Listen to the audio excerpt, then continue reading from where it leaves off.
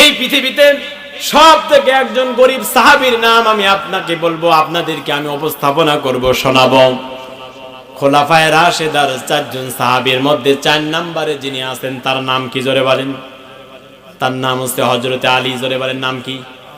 বিশ্ব নবীজির আপন চাচাতো ভাই এবং ছোট জামাতা হযরতে মা ফাতেমার স্বামী হযরতে আলী রাদিয়াল্লাহু তাআলা আনহু এই পৃথিবীতে সব থেকে বেশি গরিব ছিলেন। কখনো তিনি হতাশ হয় নাই, কখনো এই পৃথিবীতে হযরতে আলী ধৈর্য হারা হয় নাই। হযরতে আলী যখন বিপদে পড়ে যেতেন সঙ্গে সঙ্গে জায়নামাজের মুসল্লাটা বিছায়া জায়নামাজের মধ্যে দাঁড়ায়া আল্লাহর দিকে মুতাওয়াজ্জা হয়ে আল্লাহর জন্য 2 রাকাত নফল নামাজ আদায় করে আল্লাহর কাছে সাহায্য চাইতো। সুবহানাল্লাহ বলবেন না? হযরতে আলী রাস্তা দিয়ে হেঁটে হেঁটে আসতেছেন। এমন সময় হযরতে আলী যখন আসতেছিলেন দেখেন রাস্তার মধ্যে একজন ফকির ওখানে দাঁড়িয়ে বলছে, আহ ও আলী, আজকে 3 দিন ভরে কিছুই খাই না, আমাকে একটু খাবার দাও। হযরতে আলী ফকিরের দিকে তাকালেন, ফকিরের কাছে গিয়ে গেলেন, ফকিরকে ডাক দিয়ে বললেন, ফকির 3 দিন ভরে তোমার খাবার নাই। হযরতে আলী সালাম দিয়ে দিলেন, ফকির সালামের জবাব দিলেন না। হযরতে আলী রাদিয়াল্লাহু তাআলা আনহু ফকিরকে ডাক দিয়ে বললেন, ফকির তোমার পেটের মধ্যে আজকে 3 দিন খাবার নাই। কারণ সাহাবীরা এই পৃথিবীতে যখনই বিপদে পড়ে যেতেন, মুসিবতে পড়ে যেতেন, সঙ্গে সঙ্গে আল্লাহর কোরআনুল কারীমের দিকে তাকাতেন। কথা বলেন ঠিক কিনা? হযরতে আলী সঙ্গে সঙ্গে কোরআনকে ফলো করলেন। ওয়া আম্মাস-সাইলা ফালা তানহার। আল্লাহ পাক বলেন, কোন সাইলকারী, কোন ভিক্ষুক, কোন ফকির যদি তোমার কাছে আসে, কিছু না কিছু ফকিরকে দিয়ে দাও। অথচ এই পৃথিবীতে আমরা ফকিরের সঙ্গে ভালোবাসেন। জয় বলি সুবহানাল্লাহ। তাহলে আল্লাহ বলতেছেন, পৃথিবীর মানুষেরা, ইয়া আইয়ুহাল্লাযীনা আমানুস্তাঈনু বিস-সাবরি ওয়াস-সালাহ, তোমরা নামাজ এবং ধৈর্যের মাধ্যমে আল্লাহর কাছে সাহায্য চাও। আমরা কি সবাই নামাজ পড়ি? আমরা কি সবাই নামাজ পড়ি? পড়েন তো? পড়বো ইনশাআল্লাহ। আল্লাহ পাক তৌফিক দেন, সকলে পড়ি আল্লাহুম্মা আমিন। আচ্ছা, নামাজ যেন পড়তে পারি এই দোয়া আল্লাহর কাছে করার দরকার আছে না নাই? অবশ্যই করতে হবে। তাহলে ধৈর্য এবং নামাজের মাধ্যমে আল্লাহর কাছে সাহায্য চাইতে হবে। এখন আমার সংসারে, আপনার সংসারে খুব অভাব অনটন, আপনি 1 লক্ষ টাকা ঋণী, আপনার ভিতরে টেনশন আছে না নাই? অবশ্যই ধৈর্য ধরার দরকার আছে না নাই? মসজিদে গিয়ে নামাজ পড়ে আল্লাহর কাছে 2 হাত তুলে আল্লাহর কাছে চাওয়ার দরকার আছে না নাই? আল্লাহ বলেছে নামাজের মাধ্যমে, নামাজ শেষ আল্লাহর কাছে হাত তুলে দোয়া করো, আল্লাহর কাছে সাহায্য চাও, আমি আল্লাহই সাহায্য করতে পারি। ঠিক কিনা বলেন? নাকি পৃথিবীর কেউ সাহায্য করতে পারে? পারে না।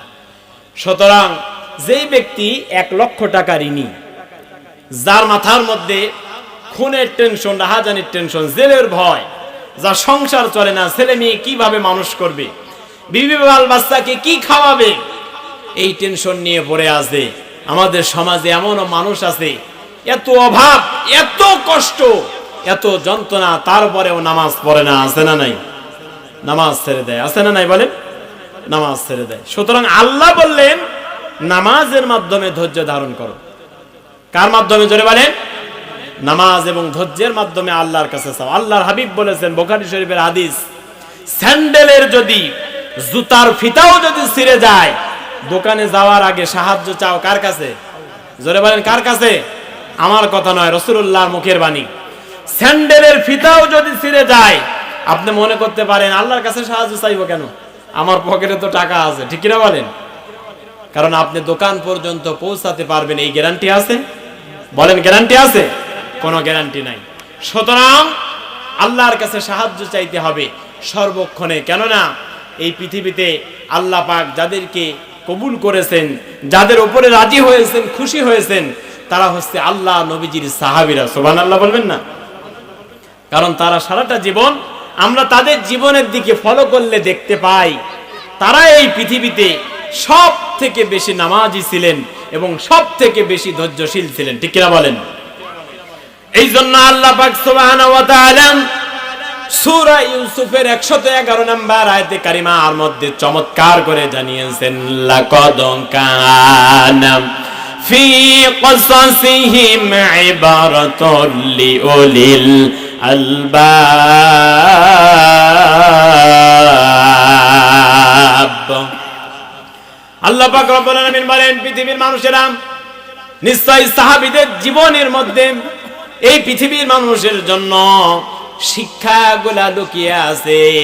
সুতরাং আমরা হচ্ছে পৃথিবীর মানুষ, সাহাবীদের জীবনকে ফলো করার দরকার আছে না নাই বলেন? অবশ্যই সাহাবীদের জীবনকে আমাকে আপনাকে ফলো করতে হবে।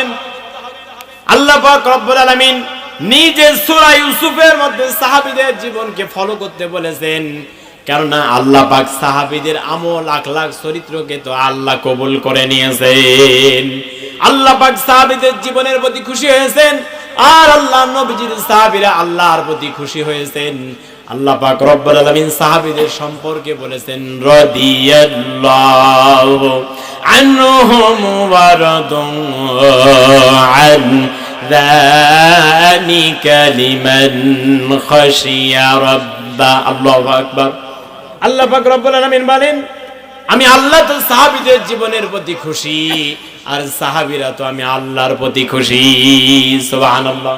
আমি আল্লাহ তো সাহাবীদেরকে ভালোবেসে তাদেরকে জান্নাত দান করে দিয়েছি। আল্লাহ বললেন সাহাবীদের জীবনকে ফলো করার জন্য। এই পৃথিবীতে সব থেকে একজন গরিব সাহাবীর নাম আমি আপনাকে বলবো, আপনাদেরকে আমি উপস্থাপনা করব, শোনাবো। খোলাফায়ে রাশেদার 4 জন সাহাবীর মধ্যে 4 নম্বরে যিনি আছেন তার নাম কি জোরে বলেন? তার নাম হচ্ছে হযরতে আলী। জোরে বলেন, নাম কি? বিশ্ব নবীজির আপন চাচাতো ভাই এবং ছোট জামাতা হযরতে মা ফাতেমার স্বামী হযরতে আলী রাদিয়াল্লাহু তাআলা আনহু এই পৃথিবীতে সব থেকে বেশি গরিব ছিলেন। কখনো তিনি হতাশ হয় নাই, কখনো এই পৃথিবীতে হযরতে আলী ধৈর্যহারা হয় নাই। হযরতে আলী যখনই বিপদে পড়ে যেতেন, সঙ্গে সঙ্গে জায়নামাজের মুসল্লাটা বিছায়া জায়নামাজের মধ্যে দাঁড়ায়া আল্লাহর দিকে মুতাওয়াজ্জা হয়ে আল্লাহর জন্য 2 রাকাত নফল নামাজ আদায় করে আল্লাহর কাছে সাহায্য চাইতো। সুবহানাল্লাহ বলবেন না? হযরতে আলী রাস্তা দিয়ে হেঁটে হেঁটে আসতেছেন। এমন সময় হযরতে আলী যখন আসতেছিলেন, দেখেন রাস্তার মধ্যে একজন ফকির ওখানে দাঁড়িয়ে বলছে, আহ ও আলী, আজকে 3 দিন ভরে কিছুই খায় না, আমাকে একটু খাবার দাও। হযরতে আলী ফকিরের দিকে তাকালেন, ফকিরের কাছে এগিয়ে গেলেন, ফকিরকে ডাক দিয়ে বললেন, ফকির 3 দিন ভরে তোমার খাবার নাই। হযরতে আলী সালাম দিয়ে দিলেন, ফকির সালামের জবাব দিলেন না। হযরতে আলী রাদিয়াল্লাহু তাআলা আনহু ফকিরকে ডাক দিয়ে বললেন, ফকির তোমার পেটের মধ্যে আজকে 3 দিন খাবার নাই।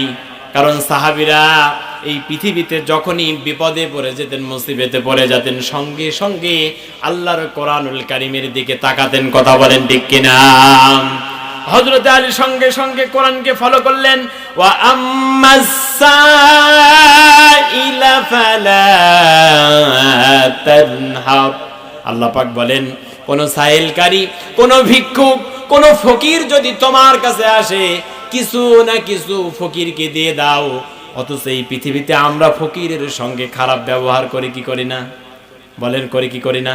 আচ্ছা, আপনাদের কি ওয়াজ শুনতে ইচ্ছা করছে না নাকি ছেড়ে দেবো? কথা বলছেন না কেন? কথা না বললে তো আমি মজা পাবো না। কি কথা বলবেন তো ইনশাআল্লাহ? হযরতে আলী কোরআনের দিকে ফলো করলেন। আল্লাহ বলেছেন, কোন সাইলকারী যদি থাকে, কোন ভিক্ষুক যদি তোমার কাছে আসে, ফকির যদি আসে, ফকির যদি হাত পাতে, অবশ্যই ফকিরকে কিছু না কিছু দিয়ে দাও। অথচ আমাদের সমাজে ফকির যদি আমাদের সামনে আসে, তাদের সঙ্গে খারাপ ব্যবহার করে, ঠিক কিনা বলেন? তাদেরকে দূর করে তাড়ায় দেই। আপনার কাছে টাকা পয়সা না থাকতে পারে, ফকির আসতে পারে, কখনো ফকিরকে ধমক দেওয়া যাবে না। কারণ আল্লাহ তো আপনাকে ফকির বানায় আর একজনের দরজায় পৌঁছাতে পারে কি পারে না বলেন? হযরতে আলী রাদিয়াল্লাহু তাআলা আনহু ফকিরকে বললেন, ফকির রে, তুমি 3 দিন ধরে তোমার পেটের মধ্যে কোনো খাবার নাই। ওরে ফকির, আমি আলীর পকেটের মধ্যে তো কোনো টাকা নাই তোমাকে দেব, তবে ফকির রে তুমি যদি আমার বাড়ি পর্যন্ত যেতে পারো, বাড়িতে গিয়ে ফকির রে তোমাকে আমি খাবার দিয়ে দেব। জোরে বলি সুবহানাল্লাহ। হযরত আলী ফকিরকে যখন এ কথা বললেন, ফকির বলেন, আলী রে আমি তো যেতে পারি না, আমি তো প্যারালাইজের রোগী, আমাকে কান্দে ওঠায়া টানতে টানতে তোমার বাড়িতে নিয়ে যাও। হযরত আলীর মেজাজ খারাপ, বলে কি ফকির বেচারা এমনি খাবার চাইলো, খাবার দিতে পারলাম না, বাড়িতে নিয়ে যাওয়ার প্রস্তাব দিয়ে দিলাম, কিন্তু আবার আমাকে বলে কান্দের মধ্যে ওঠায়া বাড়িতে নিয়ে যাও। বলেন তো দেখি, আপনাদের এই বাঙ্গালা দিয়ার পাড়া যদি বাড়ির সামনে দিয়ে কোনো ফকির যায়, ফকির এসে যদি বলে ওগো ভাই কলিমউদ্দিন রহিমউদ্দিন তোমার বাড়িতে যাব, আমি তো প্যারালাইজের রোগী, একটু কান্ধে ওঠায়া তোমার বাড়ি পর্যন্ত আমাকে নিয়ে যাও, বলে তো আমরা কেউ নেব না। হযরত আলী ফকিরকে বললেন, ফকির, কারণ যিনি ফকির সেজে বসে আছেন এই ব্যক্তি তো দুনিয়ার কোন সাধারণ ফকির নয়, ইনি হচ্ছেন আল্লাহর একজন মনোনীত ফেরেশতা। জোরে বলে সুবহানাল্লাহ। ফেরেশতা তিনি ফকির সেজে বসে আছেন। হযরত আলী রাদিয়াল্লাহু তাআলা আনহুকে পরীক্ষা করার জন্য আল্লাহ পাক হযরত আলীকে এত ডিগ্রি দিয়ে দিলেন, আল্লাহ পাক হযরত আলীকে এত সম্মান দিয়ে দিলেন, আল্লাহ পাক হযরত আলীকে আসাদুল্লাহ গালিব বানায়া দিলেন, খোলাফায়ে রাশিদার 4 নম্বর সাহাবী হযরত আলীকে বানায়া দিলেন। হযরত আলীকে আল্লাহ পাক এত ডিগ্রি দিলেন, আল্লাহ পাকের কাছে ফেরেশতা বলল, আল্লাহ তোমার আলীকে তুমি এত ডিগ্রি দিয়ে দিলা, তোমার আলী আসলে অরিজিনাল পাস করে ডিগ্রি নিয়েছে নাকি অটো পাস করে ডিগ্রি নিয়েছে, আমি একটু পরীক্ষা করতে চাই। আমাদের মাঝে আসলো এই যে 19, 20, 21 সালে করোনা ছিল কি ছিল না? করোনা যখন আসলো আমাদের ছেলে মেয়েদেরকে ওরা দিয়ে দিল অটো পাস। জোরে বলেন কি পাস? অটো পাস হলো না? পরীক্ষা না দিলেও পাস, ঠিক কিনা বলেন তো অটো পাসের কোনো দাম আছে? যারা ভালো ছাত্র ছিল মনে মনে ভাবলো, আহারে যদি পরীক্ষা দিতে পারতাম তাহলে ভালো রেজাল্ট করতে পারতাম, কিন্তু একসঙ্গে অটো পাস এক ঢালা ভাবে দিয়ে দিল, রেজাল্ট তো ভালো হবে না। আজ যারা খারাপ ছাত্র তারা মনে মনে বলেছে আল্লাহ ভালোই হয়েছে, পাসই করতে পারতাম না, অটো পাস দিয়েছে, ঠিক কিনা বলে? ফেরেশতা ডাক দিয়ে বলে, আল্লাহ তোমার বান্দা আলী আসলে অরিজিনাল পাস না অটো পাস, আমি একটু পরীক্ষা করতে চাই। আল্লাহ পাক ফেরেশতা থেকে ফকির বানায়া রাস্তার পাশে বসায়া দিলেন। ফকির এবার আলীকে বলল, আলী রে আমি তো প্যারালাইজের রোগী, আমাকে কান্দে উঠায়া তোমার বাড়ি পর্যন্ত নিয়ে যাও। হযরতে আলী ফকিরকে এবার কান্দে উঠায়া বাড়ি পর্যন্ত নিয়ে গেল। জোরে বলি সুবহানাল্লাহ। বাড়ির সামনে নিয়ে যাওয়ার পরে হযরতে আলী ফকিরকে রাখলেন দরজার সামনে, ভিতরে ঘরের মধ্যে ঢুকবেন, ঘরের পাশে গিয়ে হযরতে আলী দরজায় নক করলেন, সালাম দিলেন, বললেন ফাতেমারে ঘরের মধ্যে আসো কিনা, ঘরের মধ্য থেকে বের হয়ে আসো। হযরতে আলী যখন একটা শব্দ বলেছেন সঙ্গে সঙ্গে ওপাশ থেকে মা ফাতেমা তাড়াতাড়ি করে আসতে গিয়ে ঠাস করে মাটির উপরে পড়ে গেল। হযরতে ফাতেমার পা কেটে রক্ত বের হয়ে গেল। দরজা খুলে দিল। হযরতে আলী বলে, ফাতেমারে তোমাকে ডাকলাম, তুমি তাড়াতাড়ি করে দৌড়িয়ে দরজার সামনে আসলে, এখন তো তোমার পা কেটে ফিনকি দিয়ে রক্ত বের হয়ে গেল। হযরতে ফাতেমা বলে, পানের স্বামী আমার আব্বা বিশ্ব নবী মুহাম্মদ রাসূলুল্লাহ সাল্লাল্লাহু আলাইহি ওয়াসাল্লাম তিনি জানিয়েছেন, কোন স্ত্রী যদি স্বামীর জন্য দরজা খুলে দেয় আল্লাহ তার জন্য জান্নাতের দরজা খুলে দেয়। ওরে আমার পানের স্বামী, আমি ফাতেমার পা কেটে রক্ত বের হয়েছে তাতে কি হয়েছে? দরজা খুলতে গিয়ে যদি আমি ফাতেমার কলিজা ফেটে যদি মারা যেতাম তাও তো আমি দরজা আপনার জন্য তাড়াতাড়ি করে খুলে দিতাম। হযরতে আলী গরিব হওয়ার পরেও ফাতেমার সঙ্গে মহাব্বত আছে না নাই? ভালোবাসা আছে না নাই? আমাদের মধ্যে স্বামী এবং স্ত্রীর মধ্যে ভালোবাসা থাকার দরকার আছে না নাই? কিন্তু আমাদের স্বামী স্ত্রীর মধ্যে ভালোবাসা নাই। আসছে এই যে 14 ফেব্রুয়ারি ভ্যালেন্টাইন্স ডে, ভালোবাসা হবে, ঠিক কিনা বলেন? হবে না? কত যুবক যুবতী যে তাদের যৌবন নষ্ট করবে, চরিত্র ধ্বংস করবে, ঠিক কিনা বলেন? এই ভালোবাসা দিবস কি পালন করা যাবে? আমার মনে হয় এখানে অনেক যুবক ভাই আছে যারা ভ্যালেন্টাইন্স ডে পালন করবে, ভালোবাসা দিবস পালন করবে, 1 বছর ধরে ব্যাংকের মধ্যে টাকা গুনে টাকা রেখেছে জমা করে, যে ভালোবাসা দিবসের দিনে গার্লফ্রেন্ডকে ওই টাকা দিয়ে গোলাপ ফুল উপহার দিয়ে বলবো আই লাভ ইউ, ঠিক কিনা বলেন? এই কথা বলার জন্য অনেকে আছে না নাই? যদি এমন কোন ভাই থাকেন, যদি মহিলা প্যান্ডেল এমন কোন বোন থাকেন, 14ই ফেব্রুয়ারি ভালোবাসা দিবস পালন করবেন, মনে রাখবেন মুসলমানের সংস্কৃতি শুধুমাত্র ভালোবাসা একদিনের জন্য নয়। মুসলমানের ভালোবাসা হচ্ছে গোটা বছর, সারাটা জীবন, প্রত্যেকটি মাস, প্রত্যেকটি দিন, প্রত্যেকটি ঘন্টা, প্রত্যেকটি মিনিট, প্রত্যেকটি সেকেন্ড মুসলমানের ভালোবাসা। কথা বলেন ঠিক কিনা? কেন মুসলমান তার মাকে ভালোবাসে কি বাসে না? মুসলমান তার বাবাকে ভালোবাসে, মুসলমান তার ভাই ভাইকে ভালোবাসে, বোনকে ভালোবাসে, কিন্তু আমরা ভালোবাসি গার্লফ্রেন্ডকে। বলেন ভালোবাসা যাবে? আল্লাহ যে ভালোবাসাকে হারাম করেছেন, কিন্তু আমাদের সমাজে এমন ভাই আছে, বোন আছে, এই 14ই ফেব্রুয়ারির দিনে একটা মোটরসাইকেল নিয়ে কত জায়গায় যে রং বেরঙের কাপড় চোপড় পরে ঘুরবে আর পার্ক পাহারা দিবে, ঠিক কিনা বলেন? মনে হচ্ছে পার্ক পাহারা দেওয়ার জন্য এই যুবক যুবতীদের কন্ট্রাক্ট দেওয়া হয়েছে, ঠিক কিনা বলেন? সুতরাং ভালোবাসা দিবস পালন কেন করবেন তাকান, ভালোবাসা দিবস কেন পালন করবেন না তাকান। 14ই ফেব্রুয়ারি এই দিবসটা নিয়ে এসেছিল বাংলাদেশের একজন কুলাঙ্গার সন্তান, যার নাম হচ্ছে ডক্টর শফিক রহমান। জোরবানের নাম কি? ইংল্যান্ড থেকে 14ই ফেব্রুয়ারি ভালোবাসা নিয়ে আসলো। সাংবাদিকেরা প্রশ্ন করলো, স্যার ইংল্যান্ড থেকে ভালোবাসা নিয়ে আসলেন,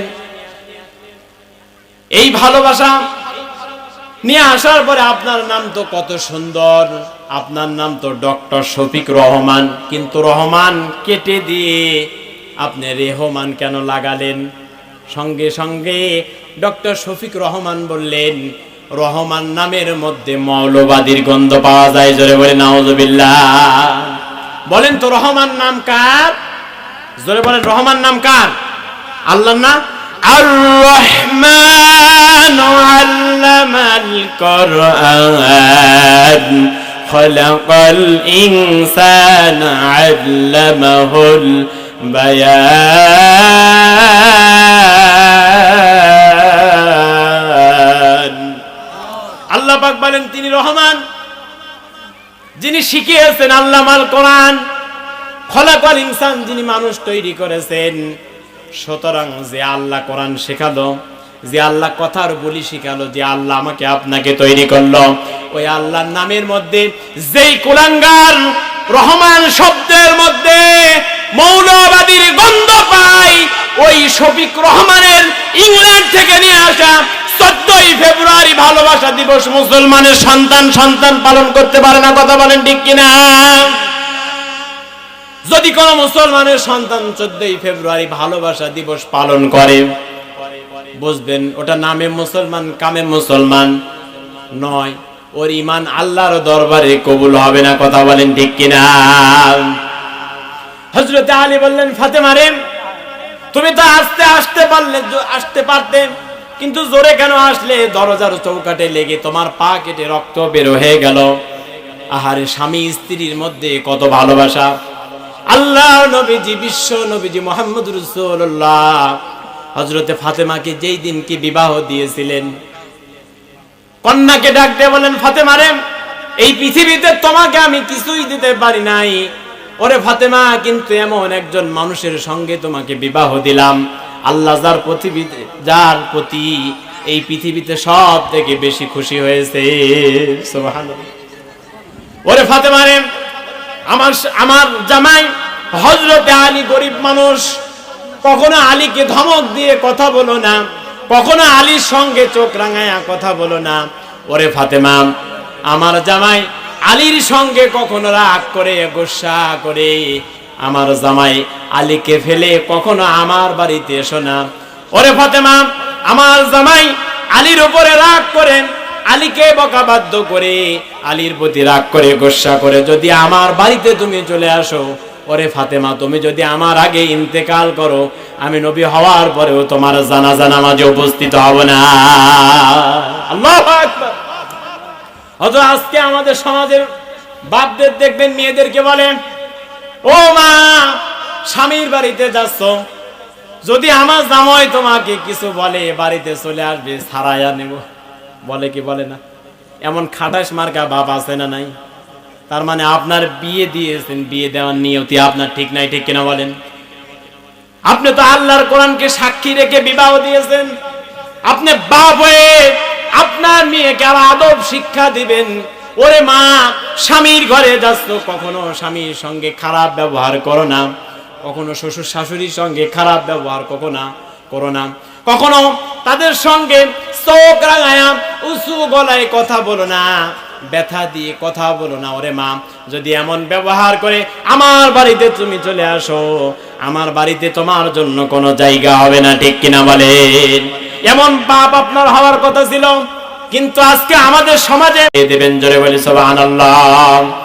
আমার নবীজি এই পৃথিবীতে ধৈর্য ধরেছেন না ধৈর্য হারা হয়েছেন? জোরে বলেন, আমার নবীজি ধৈর্য ধরেছেন না ধৈর্য হারা হয়েছেন? ওই কাফেরেরা আমার নবীজিকে কত কথা বলল, কত পাগল বলল, আমার নবীজিকে গণক বলল, আমার নবীজিকে জিনে ধরা বলল, আমার নবীজিকে উহুদের ময়দানে মারতে মারতে মাথার হেলমেটটা ভেঙে ফেলল, নবীজির শরীর থেকে রক্ত বেয়ে বেয়ে জমিনে পড়ে গেল। আমার নবীজি ধৈর্য ধরেছেন না ধৈর্য হারা হয়েছেন? ধৈর্য ধরে নাই। আমার নবীজি ধৈর্য ধরেছেন, কখনো প্রতিশোধ নেয় নাই। আমার নবীজি ধৈর্য ধারণ করেছেন, কত কাফের মানলো, কত বেঈমান মানলো, আমার নবীজি এক মুহূর্তের জন্য ধৈর্য হারায় নাই। কত কাফের বেঈমানে তোমায় মারিল রাসূল, কত কাফের বেঈমানে তোমায় দেখিল রাসূল, আমি অধম তোমায় দেখলাম না, আমি অধম তোমায় দেখলাম না। ইসলামের বাতি জ্বালাইয়া প্রিয় রাসূল, ইসলামের বাতি জ্বালাইয়া প্রিয় রাসূল। আপনাকে আব্দুল্লাহর তিন পুত্র বলে, ওগো আমার প্রিয় নবীজি, আপনি এক মুহূর্তের জন্য ধৈর্য হারা হবেন না, কারণ আমি আল্লাহ তো আপনার সঙ্গে আছি। সুবহানাল্লাহ বলবেন না? আল্লাহ পাক বলেন, নুন ওয়াল কলামি ওয়া মা ইয়াসতুরুন মা আনতা বিনি'মাতি রাব্বিকা বিমাজনুন ওয়া ইন্না লাকা লাআজরান গায়রা মামনুন ওয়া ইন্নাকা লাআলা খুলুকিন আযীম।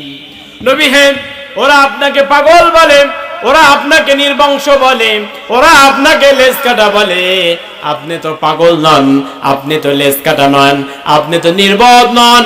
ও নবী, আপনাকে যারা পাগল বলে, নির্বোধ বলে, ওরাই হচ্ছে এক নাম্বারের পাগল। জোরে বলে আল্লাহু আকবার। সুতরাং ওগো নবীজি, আমি ঘোষণা দিয়ে দিলাম, ওয়া ইন্নাকা লাআলা খুলুকিন আযীম। ওগো নবী, এই পৃথিবীতে আপনার চরিত্র হচ্ছে মহান চরিত্র। জোরে বলে সুবহানাল্লাহ।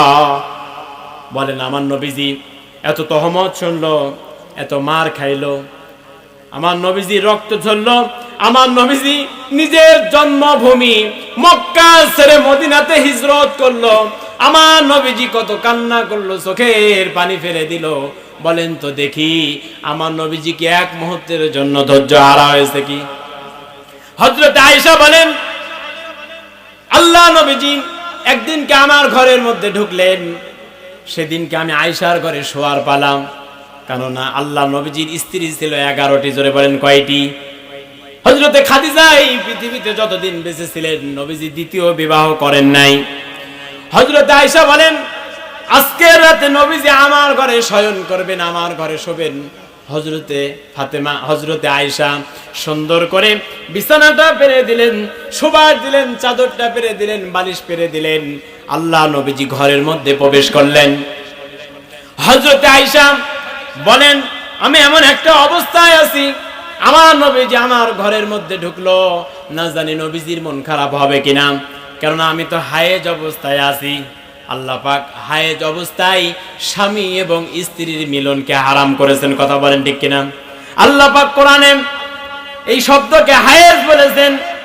আমরা ইংরেজিতে যেটাকে বলি মেন্স, বাংলাতে বলে থাকি ঋতুস্রাব, আমরা যেটাকে মাসিক বলে থাকি, আল্লাহ পাক কোরআনে এই শব্দকে হায়েজ বলেছেন। হযরত আয়েশা বলেন, আমি হায়েজ অবস্থায় আছি, আমার নবীজি আমার ঘরের মধ্যে প্রবেশ করলেন, ঘরের মধ্যে ঢুকলেন, নবীজি আমার কাছে আসলেন, নবীজি আমার সঙ্গে খুশ গল্প করতেছেন। আল্লাহ নবীজি আমার দিকে এগিয়ে আসছেন, আমাকে চুমা খায়, কিন্তু আমি নবীজিকে বারবার বোঝানোর চেষ্টা করি, আল্লাহ নবীজি আমি হায়েজ অবস্থায় আছি, আমার কাছে আসা যাবে না।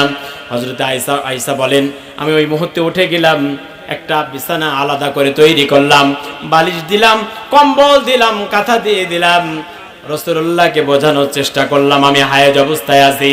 আল্লাহ নবীজি ধৈর্য হারা হলেন না, আল্লাহ নবীজি রাগ করলেন না। আল্লাহ নবীজি বিশ্ব নবীজি মুহাম্মদুর রাসূলুল্লাহকে যখন বিছানা করে দিয়েছি, আল্লাহ নবীজি তখন অপর বিছানায় গিয়ে শায়িত হলেন। আমি আয়েশা ঘুমিয়ে আছি, গভীর রজনীতে যখন আমি আয়েশার ঘুম ভেঙে গেল, তাকায় দেখলাম নবীজি রাগ করে আমার ঘর থেকে অন্য কোন ঘরের স্ত্রীর ঘরে চলে গেল কিনা। হযরত আয়েশা বলেন, লক্ষ্য করে দেখলাম আল্লাহ নবীজি রাগ করে নাই, আল্লাহ নবীজি অন্য কোন ঘরে, অন্য কোন স্ত্রীর ঘরেও যান নাই। আল্লাহ নবীজি গভীর রজনীতে জায়নামাজটা বিছায়া ঠান্ডা পানি দিয়ে ওযু করে তাহাজ্জুদের নামাজে দাঁড়ায়া বলছে, ইয়াসিন ওয়াল কুরআনিল হাকীম ইন্নাকা লামিনাল মুরসালিন আলা সিরাতিম মুস্তাকিম। হযরত আয়েশা বলেন, রাগ করে আল্লাহ নবীজি অন্য কোন ঘরে, অন্য কোন স্ত্রীর ঘরে যান নাই। আল্লাহ নবীজি নামাজের মধ্যে দাঁড়িয়ে গেল গভীর রজনীতে। আমি আয়েশা মনে করলাম আল্লাহ নবীজি খুব সংক্ষেপে নামাজ ছেড়ে দিয়ে আবার বিছানায় ঘুমিয়ে পড়বে। না না না, আল্লাহ নবীজির নামাজের দৃশ্যর দিকে আমি তাকায় আছি। আল্লাহ নবীজি যখন যাই নামাজে দাঁড়িয়ে আছেন, কোরআন থেকে তেলাওয়াত করছে, মনে হচ্ছে আল্লাহ নবীজি তেলাওয়াত ছাড়বেন না, জোরে বলি সুবহানাল্লাহ। আমি আয়েশা লক্ষ্য করে দেখলাম আল্লাহ নবীজি রুকুতে যান, আল্লাহ নবীজি মনে হচ্ছে আর রুকু থেকে উঠবেন না। আল্লাহ নবীজি যখন নামাজের সিজদার মধ্যে চলে গেল, সিজদার মধ্যে যাওয়ার পরে মনে হচ্ছে আল্লাহ নবীজি আর কখনো মাথা উঠাবেন না। হযরত আয়েশা বলেন, মাঝে মাঝে ভাবি আল্লাহ নবীজি এত বড় সিজদা করেন আল্লাহকে পাওয়ার জন্য, আল্লাহর ভালোবাসা পাওয়ার জন্য, আল্লাহ নবীজি এত বড় সিজদা দেয় তাহাজ্জুদের নামাজে। আমার মনে হয়, মাঝে মাঝে মনে হয় আল্লাহ নবীজি মনে হয় দুনিয়া থেকে বিদায় হয়ে গেছে। আল্লাহু আকবার। হযরত আয়েশা বলেন, সারা রাত ধরে নবীজি আল্লাহর ইবাদত বন্দেগী কাটালো, দোয়া করলো। আল্লাহ নবীজি আমি আয়েশার প্রতি এক মুহূর্তের জন্য রাগ ফরমাই নাই, জোরে বলি আল্লাহু আকবার। আল্লাহ নবীজি ধৈর্য ধরেছেন কি ধরেন নাই? আল্লাহ পাকের জন্য বলেন, ইয়া আইয়ুহাল্লাযীনা আমানুস্তাঈনু বিস-সাবরি ওয়াস-সালাম। আল্লাহ পাক রব্বুল আলামিন বলেন, ওহে যারা ঈমানের দাবি করে, এই পৃথিবীতে যারা বলো আমরা ঈমানদার, আমি আল্লাহ তাদেরকে আদেশ করছি তোমরা নামাজ এবং ধৈর্যের মাধ্যমে আল্লাহর কাছে সাহায্য চাও। তাহলে নামাজ পড়ার দরকার আছে না নাই? আমার নবীজি এই পৃথিবীতে সব থেকে তিনটা জিনিস বেশি ভালোবাসতেন, জোরে বলেন কয়টা জিনিস? তিনটা জিনিস। এক নম্বরে আল্লাহ নবীজি ভালোবাসতেন নামাজ, জোরে বলেন কি? এক নম্বরে আল্লাহ নবীজি এই পৃথিবীতে ভালোবাসতেন নামাজ। কিন্তু আজকে আমরা নবীর উম্মত হওয়ার পরে বলি ঈমান থাকুক আর না থাকুক, কি নামাজ পড়ি আর না পড়ি ঈমান আছে, বলি কি বলি না? আসলে নামাজ যদি না পড়েন ঈমান কেমনে থাকে আমি তো বুঝি না। আল্লাহ বলেছেন ঈমান আনার পরে তার সর্বপ্রথম সত্য হচ্ছে নামাজ আদায় করা। জোরে বলেন, কি আদায় করা?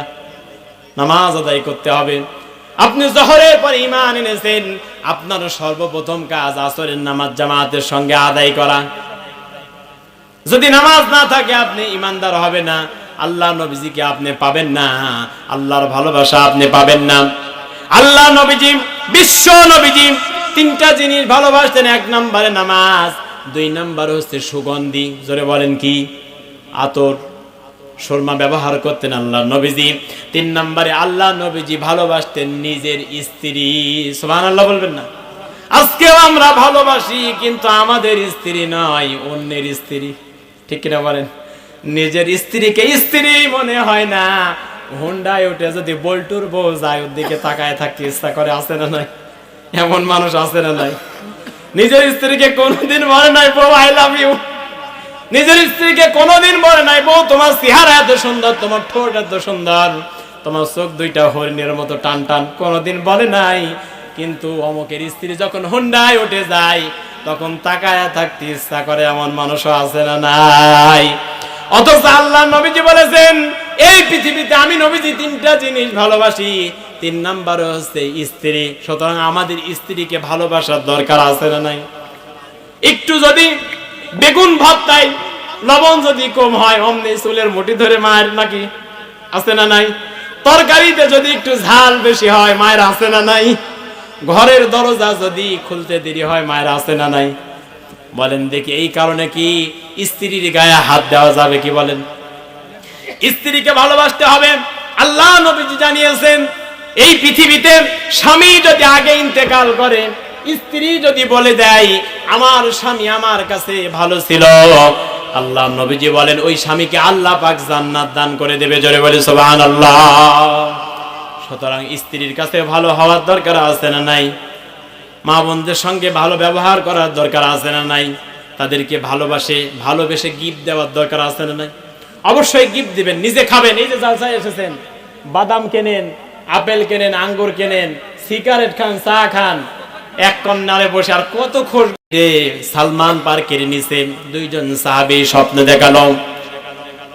বাদশা ফয়সাল তাড়াতাড়ি করে ঘুম থেকে ওঠে, ফজরের নামাজ আদায় করে হাঁটতে হাঁটতে রাস্তা দিয়ে যখন যাই, একজন আলেমের বাড়িতে গেলেন। যে আলেম সাহেবকে জিজ্ঞাসা আমি করে আসব, আমাকে এইভাবে তিন দিন পিট পিট একই রকম স্বপ্ন আমাকে দেখানো হয়েছে। আলেম মশাই, আলেম সাহেব, তাদের কবর কি খোঁড়া যাবে, তাদের কি ওঠানো যাবে কিনা? যদি আলেম সাহেব ফতোয়া দিয়ে থাকে, তাহলে আমি তাদেরকে নিয়ে আসবো। বাদশা ফয়সাল আলেম মশাইয়ের কাছে, আলেম সাহেবের কাছে যখন এই কথা বললেন, সঙ্গে সঙ্গে আলেম সাহেব বললেন, ওগো ইরাকের বাদশা ফয়সাল, আল্লাহ নবীজির দুইজন সাহাবী হুযায়ফাতুল ইয়ামিন আর আব্দুল্লাহ আনসারী, দুইজন রাসূলুল্লাহ জলিলুল কদর সাহাবী তোমাকে স্বপ্নে দেখিয়েছে। তাড়াতাড়ি করে তাদের কবরটা খনন করে তাদের লাশ ওঠাও। জোরে বলি সুবহানাল্লাহ। বাদশা ফয়সাল চলে গেলেন। যাওয়ার পরে কবরের পাশে যখন দাঁড়িয়ে আছেন, দুইজন সাহাবীর কবর খনন করা হবে, হঠাৎ করে কিছু লোক আসলো, বলল না না না, এই এখনই হুযায়ফাতুল ইয়ামিন আর আব্দুল্লাহ আনসারী